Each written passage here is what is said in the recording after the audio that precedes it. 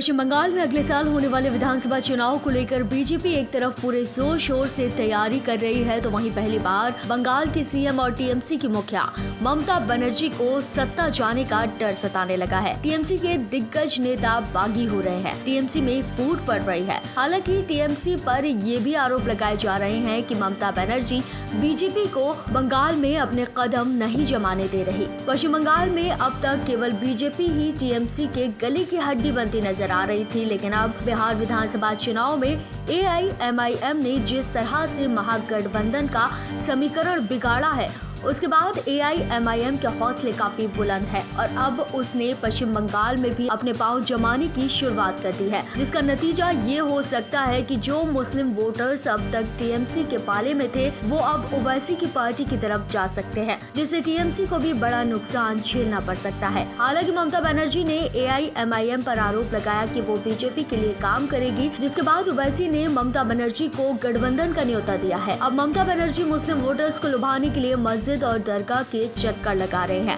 ममता बनर्जी उन मुद्दों को चुनाव में खड़ा कर रही हैं जो कहीं न कहीं उन पर ही उल्टे पड़ सकते हैं, जिसमें बंगाली अस्मिता का मुद्दा सबसे पहले उठाया जा रहा है। ममता बनर्जी बंगाली अस्मिता की बात करके बीजेपी को किनारा करने की कोशिश कर रही है, लेकिन वो ये भूल गई है कि बीजेपी ने जिन प्रत्याशियों को बंगाल में खड़ा किया है, वो भी बंगाल से ही है। इस वक्त बंगाल में बीजेपी युवाओं की पहली पसंद बनती हुई नजर आ रही है। ममता बनर्जी से बंगाल के युवा काफी नाराज चल रहे हैं। ऐसे में ओवैसी के बंगाल में दस्तक देने से ममता बनर्जी की मुश्किलें बढ़ने वाली हैं। अब बंगाल में युवाओं को लुभाने के लिए ममता बनर्जी सरकारी कर्मचारियों के वेतन भत्ते को बढ़ाने का ऐलान कर चुकी हैं। अब सवाल ये उठता है कि ममता बनर्जी जिन अल्पसंख्यकों और पिछड़े लोगों का ध्रुवीकरण करके वोट बढ़ाना चाहती है, क्या वो इस बार चुनाव में अपने इन मुद्दों से बंगाल विजय कर पाएंगी या नहीं? तो फिलहाल के लिए इतना ही। ऐसी और जानकारी के लिए आप मेरे चैनल को सब्सक्राइब और साथ ही बेल आइकन प्रेस करना ना भूलें, ताकि हर अपडेट आप तक पहुंच पाए।